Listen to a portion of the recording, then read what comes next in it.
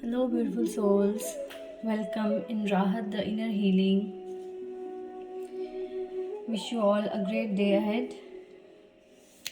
Let's see what is the guidance for all of us today, as it's Thursday and the day of our Master Sai Baba. And let's see what is the guidance from our masters.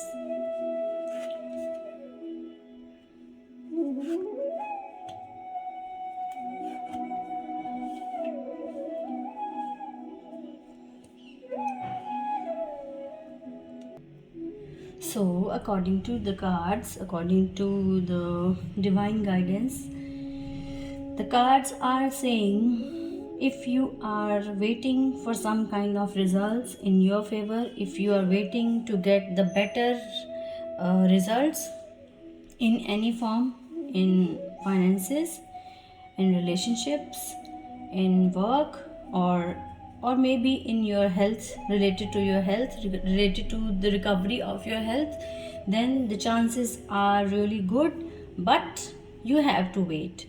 Like, please do not be in hurry. जो चीज़ें आपने बहुत efforts डाल के की हैं, जिनके लिए आपने बहुत एफर्ट डाले हैं, प्लीज़ उनके लिए थोड़ी और वेट करें. Things will be definitely in your favour. जैसे जब हम कोई सीड को, जब किसी सीड को मिट्टी के अंदर दबाते हैं, then we have to wait. उसको स्प्राउट होने में टाइम लगता है. So please wait to get it sprouted. Like आपने जो हार्डवर्क किया है उसका फल आपको ज़रूर मिलेगा, उसका रिज़ल्ट आपको ज़रूर मिलेगा. और लेकिन वेट करें प्लीज़. उस मिट्टी को बार बार खोल कर मत देखें, क्योंकि अगर आप बार बार मिट्टी को खोल कर देखेंगे, बार बार उस चीज़ की तरफ इस तरह ध्यान देंगे, तो उसको स्प्राउट होने के लिए जो चीज़ें ज़रूरी हैं, जो रिक्वायरमेंट हैं उसकी स्प्राउट होने के लिए, वो उसको नहीं मिल पाएंगी. सो please be patient and do not worry about anything. Healer of the ages. Healer of ages is what it is. God, masters. Healer of ages is always with you. Hope मत हारिए. आपको लग रहा है कि चीज़ें वर्क नहीं कर रही हैं आपकी फेवर में, और आपको रिज़ल्ट वैसा नहीं मिल रहा है जैसा आप उम्मीद करके बैठे थे, तो please do not lose hope. Things are getting better. Yes, definitely it is taking more time than you were thinking of. लेकिन चीज़ें बदल रही हैं और डेफिनेटली बदलेंगी, बट प्लीज़ वेट. जिनको हेल्थ से रिलेटेड, ये जो आज की रीडिंग है, ये मुझे लग रहा है जिनको हेल्थ से रिलेटेड कोई इश्यूज़ हैं और वो बहुत ज़्यादा घबराए हुए हैं, उनके लिए एक बहुत ही ब्यूटीफुल मैसेज है that please do not lose hope. क्योंकि कई लोग, क्या होता है कि जब कोई भी हेल्थ से रिलेटेड इशू आता है तो उनके दिमाग में सिर्फ एक ही चीज़ आती है, वो है death. Death is a very scaring word. I know that death is a scaring word, लेकिन death is not the ending. इससे रिलेटेड आपको एक छोटी सी स्टोरी बताती हूँ आज. There was a girl in Dwarka, little girl in Dwarka, जहाँ साईं बाबा रहते थे. तो वहाँ जो वो लड़की थी, उसका अटूट विश्वास था श्री साईं पे, और उसको एक डिज़ीज़ थी, ट्यूबरोक्लोसिस, जिसको हम टीबी बोलते हैं. And she was suffering with that disease, और उसके पेरेंट्स बहुत ज़्यादा अपसेट थे. कोई भी मेडिसिन उस पर वर्क नहीं कर रही थी. Nothing was working. जिस तरह का जो भी ट्रीटमेंट कोई उनको सजेस्ट करता था उसके पेरेंट्स को, दे वर गोइंग थ्रू दैट, लेकिन nothing was working for her in her favour. So one day that girl cried and said that please I just want to meet बाबा. उसने बोला कि मुझे सिर्फ साईं के पास लेकर चलो, आई वॉन्ट टू मीट बाबा. उसके पेरेंट्स उसको साईं बाबा के पास लेकर गए, और जब वो साईं बाबा के पास लेकर गए, उस लड़की की आंखों में जो प्यार था बाबा के लिए, उसको देखकर बाबा खुद बहुत ज़्यादा बहुत खुश हुए. उसका जो अटूट विश्वास था बाबा पे, वो उसकी आंखों में नज़र आ रहा था.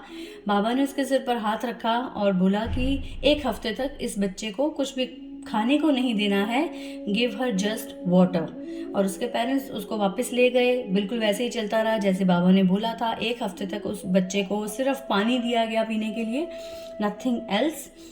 7 दिन हो गए थे, but there was no recovery, there was no change in her health. things were going the same as they were before. So parents थोड़े डिसाइडेड थे कि बाबा की कोई चीज़ काम नहीं कर रही है. गर्ल का इतना विश्वास था, लेकिन जो गर्ल थी वो बिल्कुल भी हिम्मत नहीं हार रही थी, क्योंकि उसको पता था कि अगर बाबा ने कुछ कहा है देयर इज सम रीज़न. तो उसका जो विश्वास था, उसकी जो पेशेंस थी वो ख़त्म नहीं हुई थी. So this way here come the 8th day after 7 days. 8th day when the parents got up in the morning, they saw that their girl is no more. उनकी बेटी जीवित नहीं थी. And they were broken like anything. They went to Baba.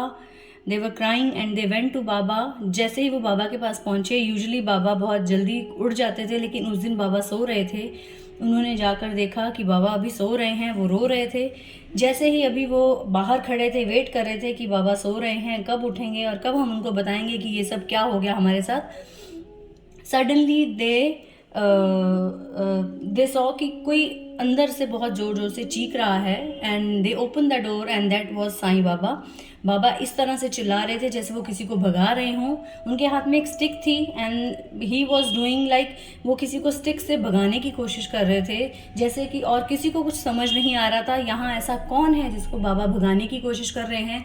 And सिर्फ बाबा को कुछ ऐसी चीज़ नज़र आ रही थी जिसको वो भगाने की कोशिश कर रहे थे. All were afraid, all were thinking कि there is something wrong with Baba. Baba को कुछ हो गया है, शायद उनकी मेंटली जो हेल्थ है वो ठीक नहीं है. So all were thinking like that. And the moment वो गली में भाग रहे थे, उसके बाद घर से निकलकर वो बाहर भागे, गली में भाग रहे थे. भागते भागते वो उस गर्ल के घर तक पहुँचे. And the moment the parents were following the Baba, and the moment they enter the house they saw the girl is alive. So what was that? That was just the faith that girl had on Baba, कि कुछ भी हो जाएगा, बाबा मेरे साथ हैं, so nothing is going to be wrong. तो parents का जो फेथ था वो इतना स्ट्रांग नहीं था, लेकिन गर्ल का जो फेथ था वो बहुत स्ट्रांग था. So this way Baba saved that girls life. उन्होंने मौत को भी भगा दिया. उस बच्चे के विश्वास के आगे मौत भी हार गई. So this was the message for all of us. Please wait कीजिए. अगर कुछ चीज़ें आपके फेवर में अभी नहीं चल रही हैं, please have some faith on your god, on your master, जिस पे भी बिलीव करते हैं. It's not about only Sai Baba, it's about your master, your god. जिस भी गॉड पे आप ट्रस्ट करते हैं, प्लीज़ ट्रस्ट में कहीं पे भी डाउट मत आने दें, क्योंकि जहाँ डाउट आ जाएगा वहाँ ट्रस्ट काम नहीं करेगा. फिर हमें लगता है कि किसी ने बोला था ट्रस्ट करने को, लेकिन ट्रस्ट तो काम कर नहीं रहा है.